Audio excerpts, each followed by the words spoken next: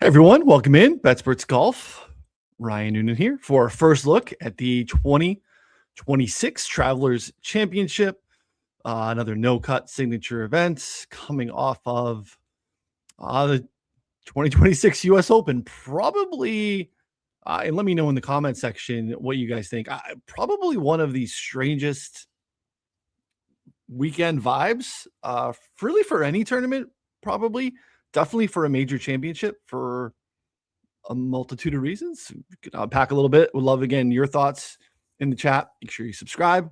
If you're here, appreciate that. Thumbs up on the video. All those things help support us in ways that you, free ways, free shows, free support, all that stuff. Appreciate it. Wyndham Clark, kudos to Wyndham Clark, two-time U.S. Open champion. Just something we probably weren't prepared to talk about today, but here we are.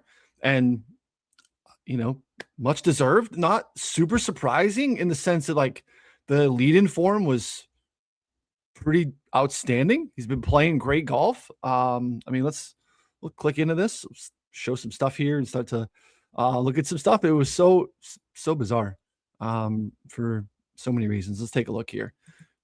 Get my face out of here. But yeah, let's look at Wyndham's player page here. The lead-in form had been pretty terrific. And, but when you think back to where he was in his game back in 2023, when he won at LACC, the around the green play had been terrific. The putter white hot. He has a particular shot shape that is not, sometimes can be a little problematic, but like he knows how to play it. Like shoot your shot, play your game. And again, look at the lead-in form heading in. It's a lot of green here over a fairly sizable sample here. The last 16 rounds of him gaining pretty significant. Now, again, this is obviously updated, but like we see the CJ Cup, we know he went nuclear there in the final round, gaining almost 8.5 shots in the field. Backed it up with a really strong finish at Memorial, Jack's Place. It's a tough test and, got it done, really gaining pretty much throughout the bag. Sprayed it a little bit off the tee, which again, he can do.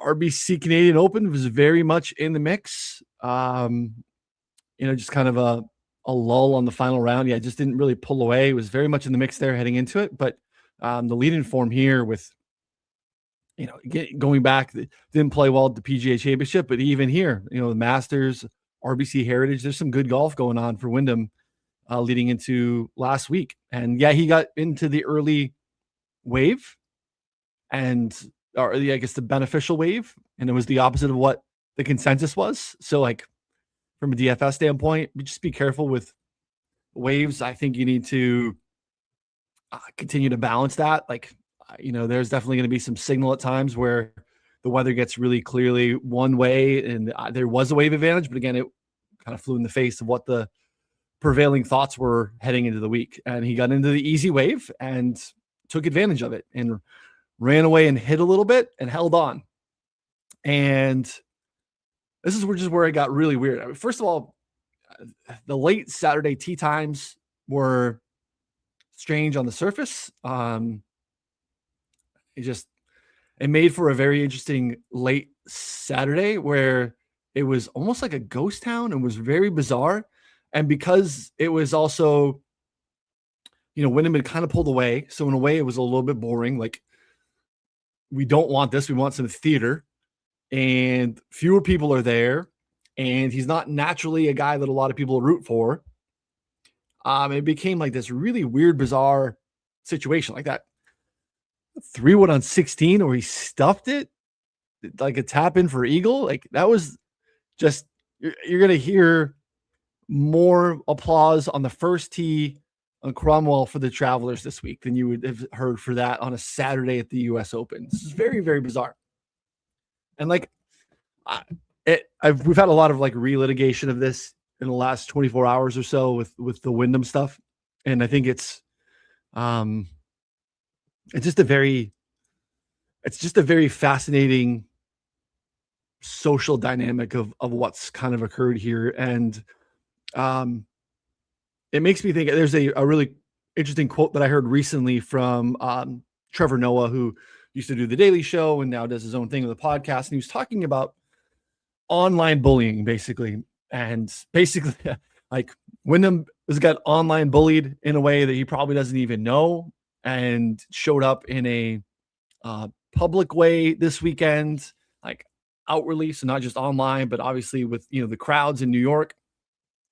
Trevor Noah's piece was basically like, he didn't believe in the fact that you could be online bullied. Basically, we have the option to like not open this, right? We have the option to not engage with some things. Like, this is not necessarily where real life happens at times. So there is an option to just close it, close the apps, don't look at it. And it's not really actually happening. Right? And there's some sense to that. I think he made some good points. Like, hey, in high schoolers or teenagers or something like that, that's real because that can lead to like real life. And that's kind of what happened here for Wyndham. And what I thought the point that Trevor made was interesting was that there was one point when he felt like he was getting bullied when he first took on the Daily Show role, and people were telling him, hey, you're gonna fail and you're a clown and you're not funny. And like, he's starting to like take it to heart. And he like DM'd a couple of people, and like there were some people that like responded, actually, I don't have a problem with you at all. Just kind of everyone was piling on, and it was like there's just some like mob mentality. And this is like really, I think, a great example of that, where golf doesn't necessarily have villains. It's not a team sport. We don't have regional ties. Like, I'm from New England. Most of you probably hate that about me. If you didn't know it, you do now, right? Because, you have expectations of what a New England sports fan is, and you have expectations of our teams and like players that I probably cheer for that you hate. So you naturally would not like my fandom at times. That makes sense, right? Because there's some regional bias to it based off of cheering for laundry that we are prone to do in team sports. We don't have that dynamic in professional golf because we don't necessarily have that. So maybe you follow college golf and, Wyndham, played at Oregon State. He played at, Oklahoma State for a little while and then went to Oregon. And maybe you don't like the Cowboys, you don't like the Ducks. And those are, maybe you have that. But that's, I think, very, very rare. But we were looking for villains in a way. And there becomes this mob mentality of like, we're piled on. We've decided who Wyndham Clark is based off of some pretty massive, unlikable flaws. I think we could all agree that good people make bad decisions at times and make some mistakes. And this is not a let Wyndham Clark off the hook for bad behavior. But it's also like there's some other very unlikable people who do some very bad things that are revered or like not vilified in this way. And like, look, the behavior, some bad old tweets from Wyndham, behavior at, last year's PGA Championship with this, tossing the driver, the lack of ownership around that, the behavior obviously at Oakmont, which gets just beaten like a drum over and over again, which he also did a poor job at owning in the moment, and spoke, I think, very candidly this week about how he regretted that in a pretty massive way, has eventually apologized over and over again. But because we are looking to grasp so few, there's just not a lot of things that we could find and have villains. Like, we just don't like some golfers based off of aesthetics. Like, I don't like golf guys that are really slow. I don't like watching that. I don't like playing with golfers like that. So again, we're looking for really small things to grab a hold of and find reasons not to like a guy, because we just don't have a lot of reasons not to like these people. We don't know who they are, right? They're not associated with a team. They are just themselves. They're their own private contracted entity. And that's, what happens. But Wyndham has given us some fodder, some reasons for us to not like him, some reasons for us to cheer against him. And then you had a combination of him running away from the pack. And we don't want a boring final round of the US Open. It's the US Open. Like, we want theater. So it's like, all right, we got this guy that is very easy to root against because of, a handful of events. and he's running away with this event. We want to have an entertaining Sunday, Father's Day. Happy belated Father's Day to all the dads out there. Hopefully you enjoyed your Father's Day. But like, we wanted some theater, and we have Scotty in the final group, who also, like, people naturally want to root against Scotty just because he's the best. That's how it works. We want to build you up, and then once you get up here, we want to find ways to cheer against you. And Mike, he's not fun to bet on because the prices are so short. So, but this week, Scotty had a few things working for him. He was kind of the underdog in the final group with Wyndham, who's 6 shots ahead to start the day. We want theater. Scotty has these like confluence of situations with like Grand Slam, 30th birthday, all these different things. Father's Day for Scotty. Like, he's the only dad on tour. I don't like, it's just a bunch of stuff going on. And Wyndham gets to be just the easy target. And it was such a weird mob mentality of piling on this guy at a US Open. And again, I don't want to say that like we should be extra pro-American for a US Open, but like, if you were to tell me we would have some of these Fitz situations that we had, right? Like what we had for Fitz at Sawgrass against Cam Young down the stretch, right? You had a Ryder Cup American against a Ryder Cup Euro. That popping up a little bit in pockets of the crowd as fans try to make their decisions of who they're pulling for as the tournament comes to the end. That makes sense. We had it again at Harbortown, or it again Fitz against Scotty. Like, that is going to make sense at times, especially with Ryder Cup Europeans. Like, that makes sense. Now, it doesn't mean that all the things that are said are appropriate and okay, but it's okay. Like, you know, yeah, you're in it, and that's going to be what happens. People should be respectful, but it's okay to cheer against someone in those moments. We can do it respectfully, but like, the Wyndham thing got out of hand. You know, rooting for guys to like actively fail. You know, I want you in the bunker, get in the bunker, like cheering for missed putts, ignoring great shots and great golf.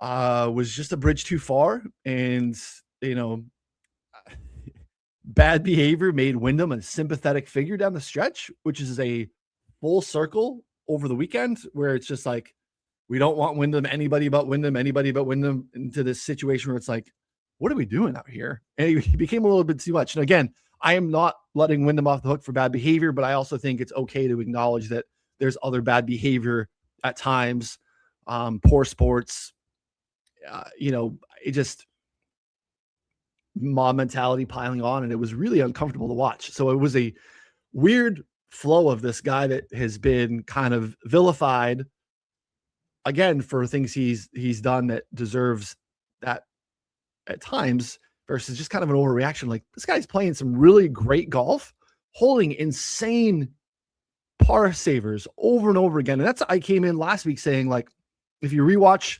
2018, the amount of 9 to 12 footers that Brooks made to win last time we were here at Shinnecock was wild. And it was really hard to model that this week, but it was going to be part of the handicap, was who can hole putts from that range at a pretty crazy rate. And oftentimes those aren't going to be birdie putts. They're going to be, you know, par saves. And Wyndham did it in spades on Saturday, and then did it again on Sunday while no one was cheering for him.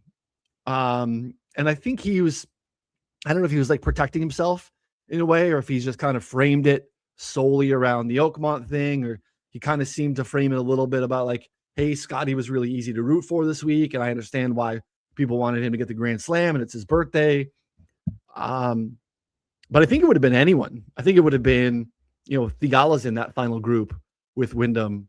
I don't think it was just a Grand Slam piece. I think it was probably magnified, but I would have been fascinated to see if it was, you know, Fitz again in the final group. What's the crowd doing? Is the crowd really pro Fitz in that moment because we're so anti-Wyndham, because we were into anti all the behavior, we're anti the runaway? Yeah, I don't know. It was a lot. You know, it definitely made him a sympathetic figure, which is so weird and such a wild ride of emotion. So kudos to Wyndham Clark. Played terrific golf, took advantage of, you know, some benign weather when he was out there at times compared to some other waves, and won another major championship. And at the end of the day, like, can't take away those trophies. US Opens, 2 US Opens, big time stuff. He'll be in the President's Cup team and puts himself in really good spot for, another road Ryder Cup next year. Cause the points for, these major championships are pretty wild. So, he jumped up pretty high in the, official World Golf rankings, and good for him. Played some great golf. So, all right, strange weekend. Let me know your thoughts there. If I'm out of line or, I don't know. It was bizarre. So we'll move on to the Travelers. Again, a signature event. Let's look at the odds board. Small field, no cut. Last P die track of the year. Last no cut Siggy of the year as well. Scotty is here. You can see, courtesy of our friends here at 4for4 on SharpStack. Great odds board. Great EV betting tool, which is something you definitely need to check out. Sharp money tool. Pick'em, if you like to bet on the Pick'em sites. Market-based projections from the football side of things. This is a great resource.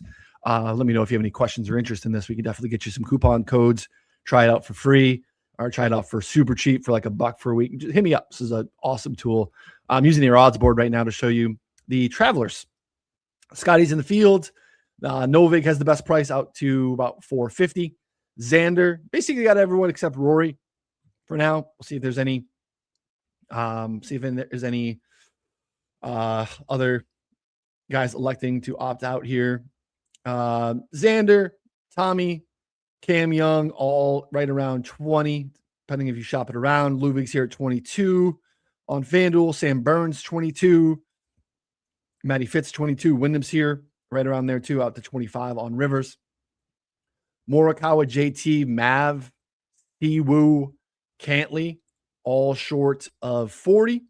Russell Henley at 40 on DraftKings. Gotterup's here at 40. Vic, BG, and those guys are all short of 50. So, it's not too far down. We're starting to get 50 plus down on the odds board. I can shop around some, again, Monday morning, a lot of movement's going to be happening here. Big and strong field and a unique course. It's going to be an interesting week. I think we have a pack meeting, some schedule stuff's decided today. We're going to get a really impactful Brian Rollout press conference, I think tomorrow. And I think we'll get a little bit more sense of what happens schedule-wise for 2027 and 2028. I think you're really going to see a lot more on the 2028 side next year with the US Open being at Pebble Beach.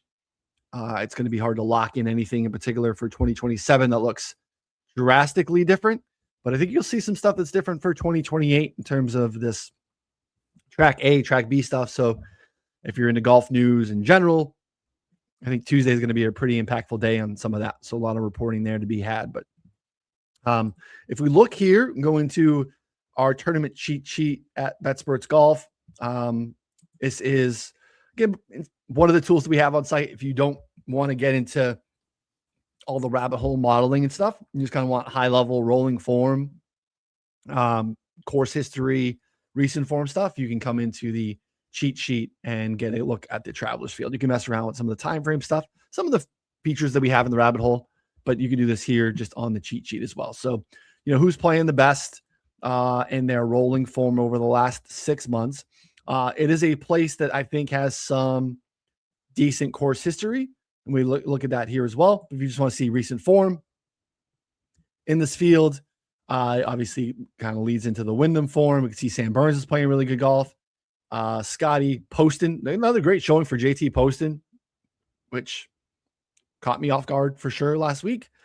Gary Woodland seems to have turned really legit turned a corner and is playing really good golf. Part of it was, he couldn't find water if he fell out of a boat. Putting wise for a couple years now, and putting has been solid. Good weekend for Sam Stevens. You can see Tommy's playing good golf. Again, just recent form. But if you want to see course history, who's played best at TPC River Highlands, you could see here, obviously, Keegan's your defending champ. He won here as well in 2023. One of the home course events for Keegan Bradley, who lives in Florida. As a fellow New Englander, Keegan's from Vermont, which is not Connecticut. But again, because we don't go to New England a lot, this is, Keegan gets credit as a home course situation. So, but again, hard to argue with his form here. He's had a couple other strong finishes back here a few years ago, along with the wins here in 23 and 25. Tommy, we know what happened here last year. Henley was very much in the mix here. And again, great course fit for Henley. Jason Day's played well here. He withdrew with a back injury for the U.S. Open, so we'll see how he's playing. Harris English won here in a very long playoff in 2021 and played well here last year as well. You can see Scotty's played well here last year, won in a playoff against Tom Kim in 24. Brian Harmon's course history here is elite if you're looking for a top 10.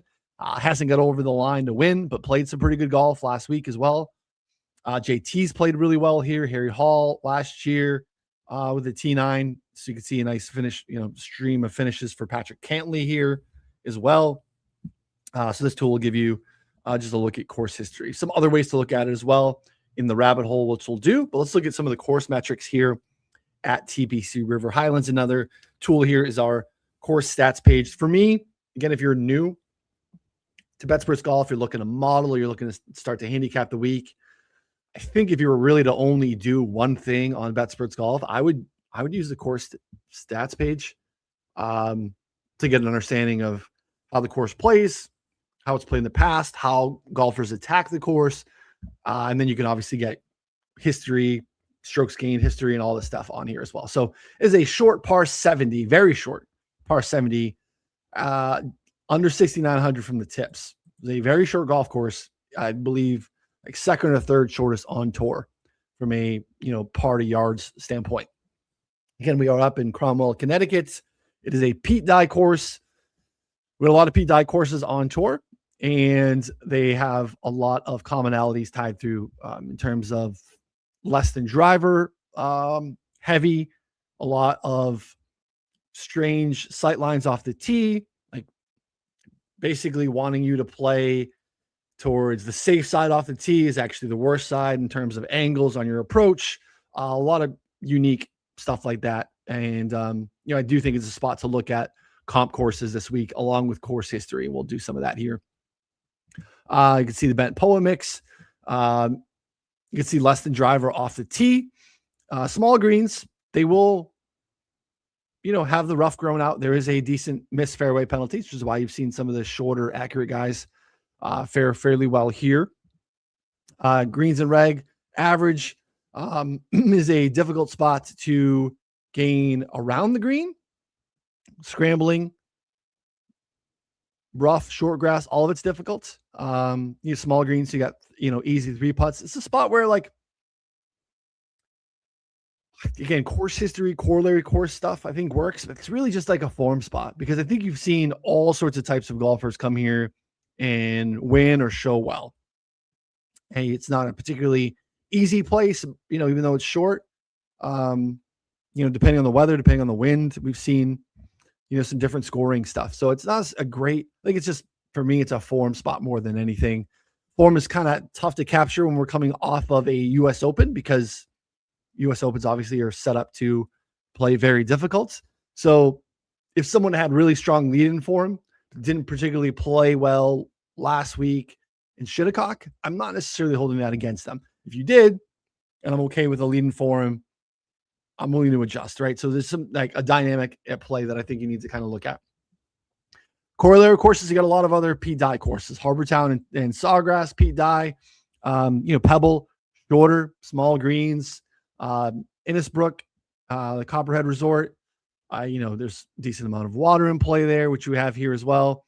Colonial, which we just played a couple weeks ago. Again, shorter, positional, Walleye, Sedgefield. Again, Sedgefield, another, that Sedgefield's Donald Ross, but, similar type of setup. Potomac, again, we only went there once a handful of years ago, but Keegan was very much in the mix there. Hamilton for the Canadian Open a couple of years ago, and then TBC or Deer Run. So I think it's a good week for some of the corollary courses. You can see how each of the holes have played. So, a lot of things that are flat, some, definitely some scoreable par fives here. Again, only 2. So you got to take advantage of those 2 on the 6th and the 13th. You have some setup, I guess, drivable risk reward par fours here. 15 stands out as one of those there in the back. Challenging home stretch where you could see some volatility. We've seen some of that here. Course metrics is where you get into some of the really important stuff before we get into the past leaderboards here. Here's where you get into the driver usage. You can see PGA Tour average event over the last 5 years. Driver usage is around 70%. We've been about 10.5% below that here over the last 5 years. So some forced layups. So spots where you can send it, depending on the hole, but overall you're having less than driver. Finding the fairways kind of average. Good drive percentage here is, some of this is improved a little bit with it's becoming a signature event. But that's worked out, pretty much spot on. From an approach standpoint, you could see greens and reg have been a little bit higher here than a standard PGA Tour event, particularly from the fairway. There is a little bit of a missed fairway penalty, a little bit of a rough penalty. I think they've tried to put some competitive enhancements, they've said, over the last couple of years to make it play a little bit harder as the field strength has improved, becoming a signature event. Tough to find the fairways here from the fairway bunkers, which is interesting. But not a lot of other stuff that stands out. Again, going for the green stuff, you see that a little bit higher, but again, there's only 2 par 5s, so not something I would model a ton of or really trying to lean into because only 2 examples of that. Approach shot distribution, pretty flat. Let's see here. Total from 50 to 100, kind of right in line with a standard PGA Tour average event. 125 to 150, a little bit higher. So, more wedges, more gap wedges, more pitching wedges in here versus a standard tour event. Again, it's going to max out player to player. And I'll show you where you can kind of grab that for players specifically if you want to see. Total from 150 to 175, a little bit higher. So again, that's about 6.5% higher than, 8 over the last 5 years, 8% higher than a standard PGA Tour event. You see that 175 to 200 is a little bit lower, almost half of what it typically is in that bucket, which is interesting. Total 200 plus is also right around tour average, a little bit below. 200 to 225, same, pretty flat. 225 to 250, pretty flat. So nothing, from an approach standpoint that I think is like we really need to hone in on this distance over others. You just saw spike a little bit in the wedge play, if you want to look at that. Around the green, let's look at this. Scrambling, we saw that a little bit harder from some of them. Kind of flat here around the green shot percentage. Your rough percentage, again, a little bit more than the normal from short grass. You can see here PGA Tour average on short grass approach around the greens, 41.3%. We've been at 48.5% here. So more shaved runoffs, more short grass stuff here around the greens than normal. Sand saves, proximity, around the green, rough proximity, higher than normal, which is interesting considering we have small greens. But nothing that jumps out as like something we have to look at. The bunkers are a little bit harder here, but again, this is kind of negligible. It's not something I would really lean into and try to find the edges here. Again, it's a short course that brings everyone into the field in terms of stylistic play. Again, like Xander won here a few years ago, Scotty won. Those guys hit it really far, but they controlled the golf ball that week with probably a little bit more less than driver. But if you're good and you're playing well, you can win here. So it is kind of a unique handicap because you just kind of need to find form guys more than anything, I think. Putting from nothing really jumps out a ton. Again, they've tried to make some competitive enhancements heading into last year. Some, again, want to see if they didn't really play itself out. I think heading actually into 2024. So nothing that played itself out way differently. So from a scoring standpoint, you can see here, Did play a little harder in 25 compared to 24. Again, tick under par, a 3/4 shot under par compared to the scoring average at 70. Birdie or better, pretty flat. Birdie or better from the fairway, pretty flat. Hard to make birdies from the rough, but not super hard. Nothing that really jumps out. If you want to see how guys got it done here last year, you could see Keegan was your winner, obviously, as we know. Held off Russ and Tommy. Didn't gain off the tee. Pretty much got it done everywhere else. You can see where you see everyone here pretty much gaining throughout the bag. Rory was in the mix, but kind of negligible off the tee. Tried to send it, but everyone putted pretty well. Harmon, again, another top 10 here, but there's a lot of short game stuff, but gained almost a shot off the tee. Right? Just when you think, Harmon gains almost a shot off the tee and Rory barely did. Kind of tells you about how you gain off the tee here, right? You're gaining off the tee here by accuracy and positional stuff more than sending it. But weird for Harmon to not gain on approach. You get down here a little bit more. Harry Hall, same thing, lost off the tee.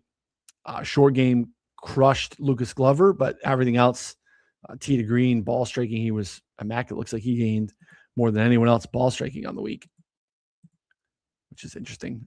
Oh, no, WD from Hovland, but then you get Glover really gaining on the ball striking.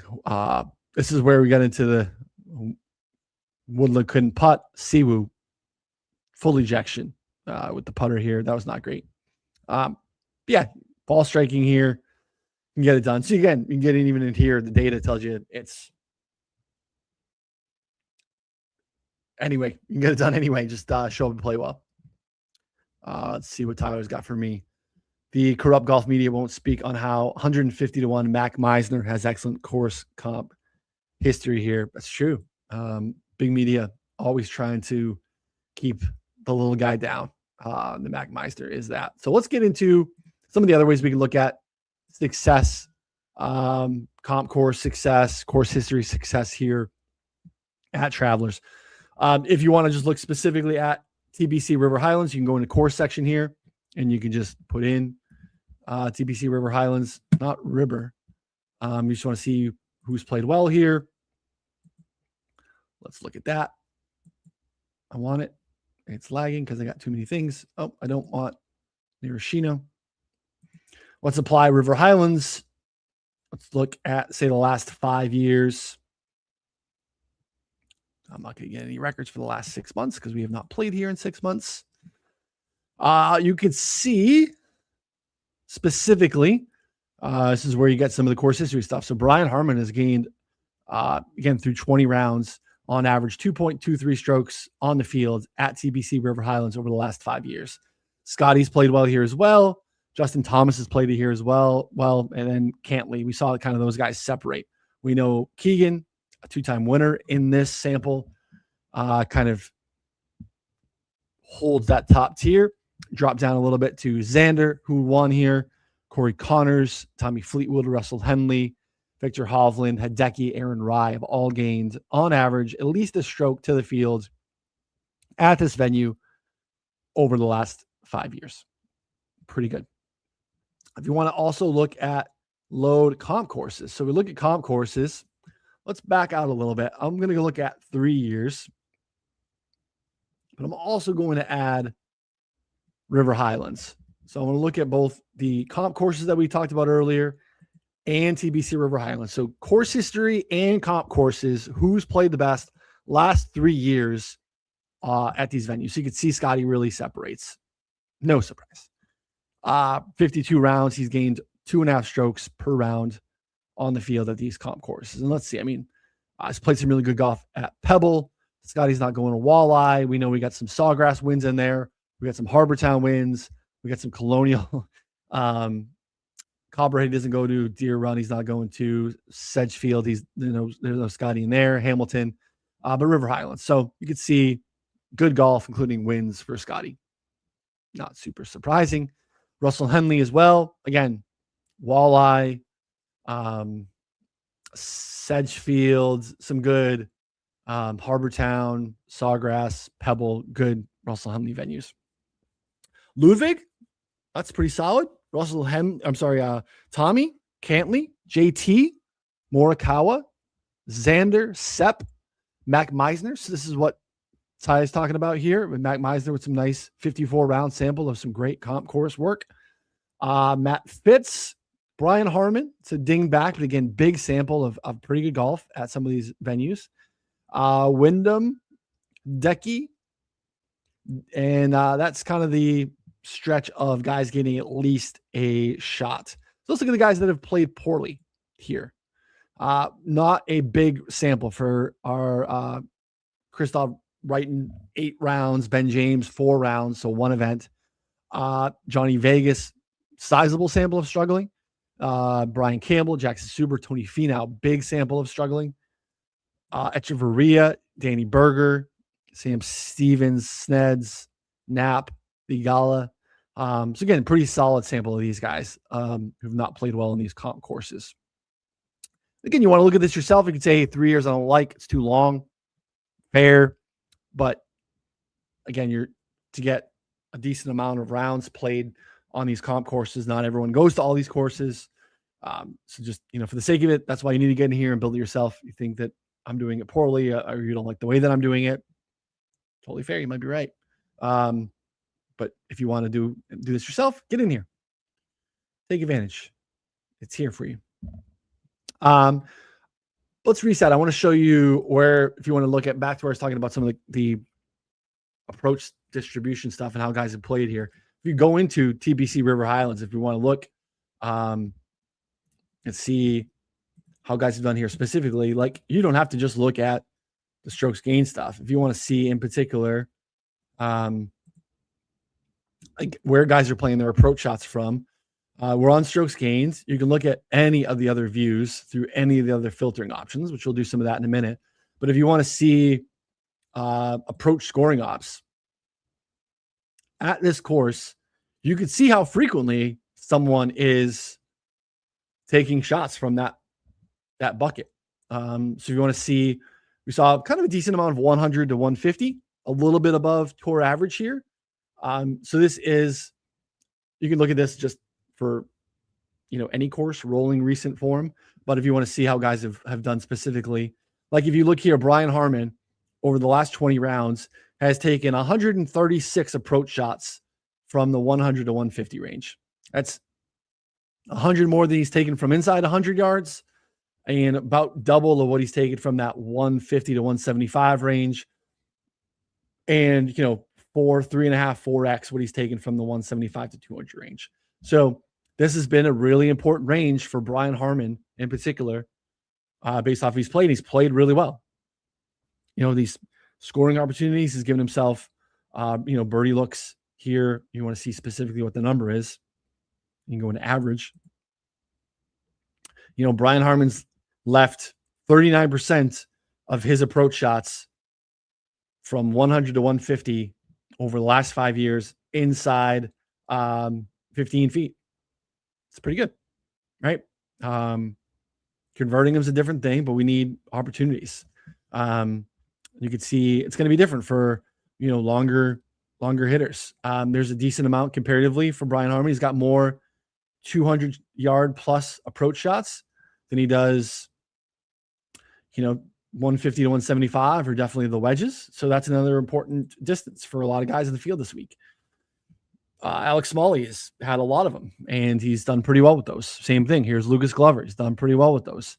Ludwig, Cantlay, Akshay, Fox. So, when you're looking from 200 plus, I think inside 15 feet is a nice threshold to look at.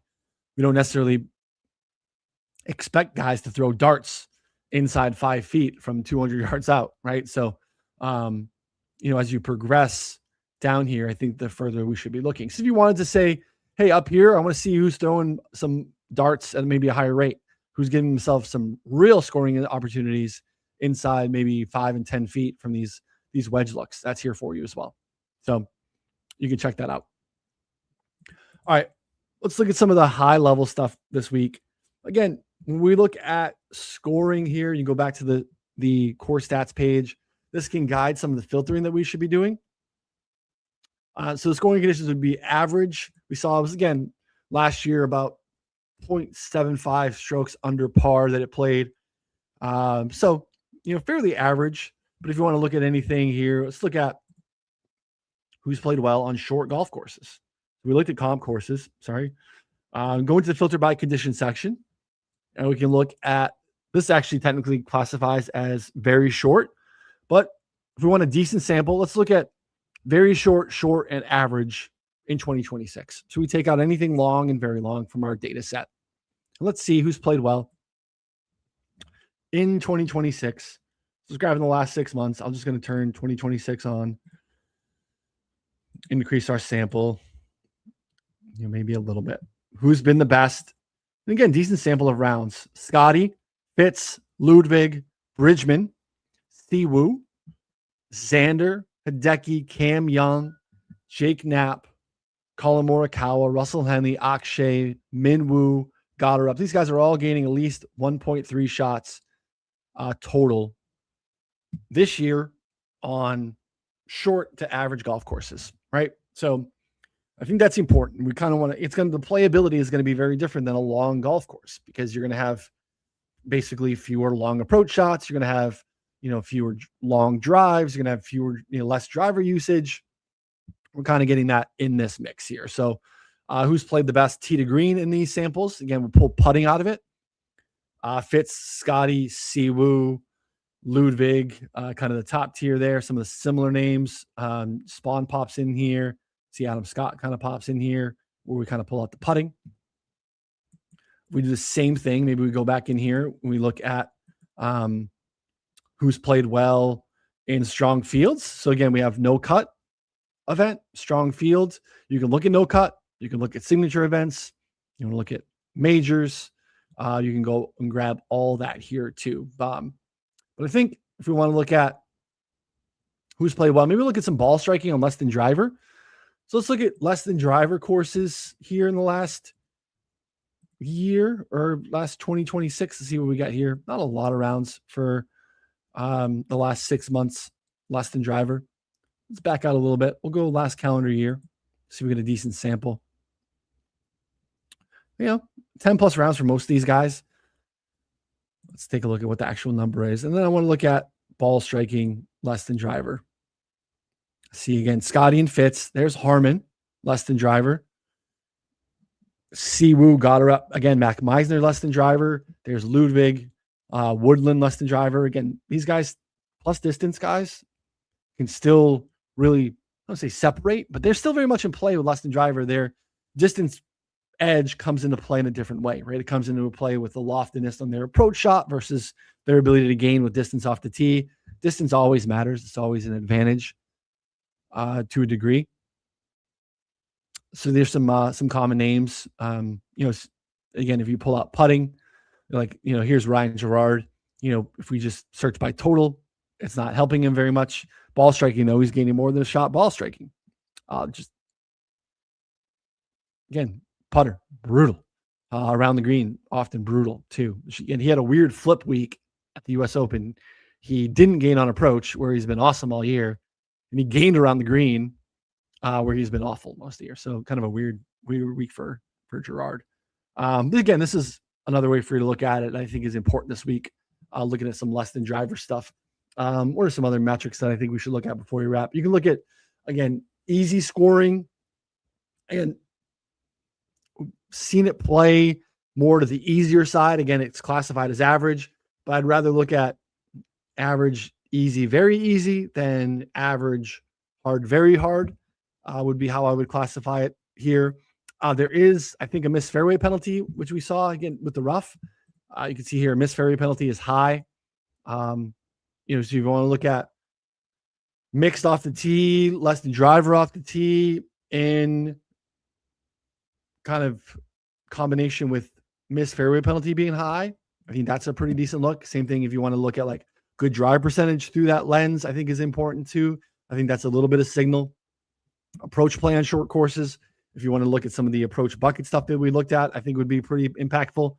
If you want to look at greens and regulation on small courses or short courses with small greens, There might not be a ton of that, but I think that that's in play a little bit this week. That's one thing that I looked at, and one thing that I have modeled out is a par 70. So if you want to look at who's played well on par 4 strokes gained on short golf courses, that's something that you could look at this week that I think is useful. We'll look at that before we wrap. We looked at the comp course stuff. And again, I think you should be looking at just mostly recent form more than anything really. But let's look at some par 4 stuff before we wrap. So it's the best way to do it. If you want to look at maybe some short golf courses. So let's say some average, short, very short, like we did. We'll do the same thing. Let's see what we get here on scoring conditions. So we're going to look at easier scoring conditions, shorter golf courses. I'm going to pull less than driver off just because I don't want to kill my sample. And I want to look at, so I'm getting a decent sample for these guys. Let's go to par 4 efficiency. Let's see who's been the best par 4 scorer. Because again, par 70, we only have 2 par 5s here. We've got to really take advantage of the par 4s. So again, a handful of filters here, but again, just easy scoring, shorter golf courses. Scotty has gained the most on par 4s. Henley, Siwoo, Kitayama, Chris Gotterup, Hovland, Knapp, Hideki, Spawn, Mav, Akshay, Cam Young are your best strokes gained par 4 scorers on shorter golf courses on easy scoring conditions in the last 12 months. So decent signal if you want to look at their scoring average. Or again, who struggled? Yeah, let's look at who struggled here. Finau, Novak, JT, surprising. Poston, again, playing really good golf. So like, do you want to fight 12-month sample versus someone who's playing really well? Same thing for JT. JT's playing really good golf. But this 26 round sample over 12 months might be a little noisy. But again, you can use this as signal. Confirmation bias is tricky. You get into some of this, the modeling of the data. Some of these guys are flat. So again, strong field. So not a lot of guys are going to be losing strokes in here, but a handful of guys are. You're going to see their scoring average here too. Again, Finau, JT, Campbell. Those guys have been poor. In comparison, Scotty, Siwoo, Henley, Cantlay have all played pretty well here in that mix. So again, yeah, Ty, again, not a JT guy historically, but I feel like he's coming around enough where 33 is more than fair. Yeah, his course history here is pretty solid. And if you look at his recent form, he is playing some better golf. Hard to argue with his recent form. If you're just kind of go in here and look at last 3 months, splits are a little bit better for JT. See here, rolling form. The around the green play has been terrific. It's not doing actually really a lot of the heavy lifting, to be fair, but he has been more accurate. I mean, if you look here, could not keep it on the planet for a little while, and we've been significantly better. Shout out to new Titleist driver, getting it done. Putting has been better. Gaining, third of a stroke per round off the tee over the last 36 rounds is pretty solid. So if you look here, recent form alone for JT, 17th last week at the Open, 19th at Memorial, Colonial comp course, T13, Aronimink T4, at Quail, he was 13th, Cadillac 23rd. So really 5 straight starts of T20 or better. Only one of those was a top 5 or a top 10, which is Aronimink. But, hovering. This is better than we've been in the past. Did not play well at Harbortown, but won at Harbortown the year prior. If you want to see his River Highlands history, we got 3 straight T10s. So, makes sense. Checks a decent amount of boxes, Ty. I would agree with that. So, all right. Appreciate everyone hanging out as always. Again, free content. Thumbs up, subscribe. We'll be back tomorrow at 11 a.m. Eastern for our betting thoughts here on the channel. Betspertsgolf.com. If you are not subscribed, you can use our NoVig promo use promo code BSG when you sign up at Novig. Deposit $5. You're going to get a full year. So basically, if you do it now, you're going to cover through next year's US Open for $5. They're going to give you 50 extra bucks to bet with a Novig. So literally like no brainer deal, no small print. Just do it. Get it done. Check out the Novig deal. Again, appreciate everyone hanging out as always. Again, this